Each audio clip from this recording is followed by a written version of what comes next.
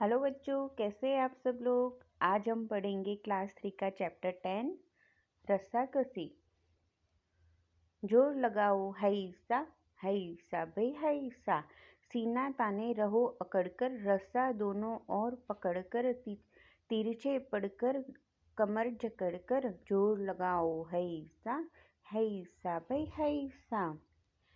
खींचो खींचो जोर लगाओ, पैर गड़ाकर पीठ अड़ाओ, आड़ी तिरछी चाल भिड़ाओ, जोर लगाओ है ईसा है ईसा।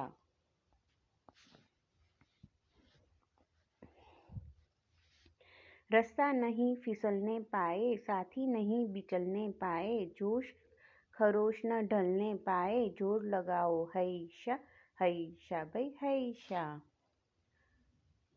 हुए पसीने से तरसारे, सफल हुए सब दांव करारे, इधर हमारे उधर तुम्हारे, जोर लगाओ है ईसा है ईसा। थैंक यू बच्चों।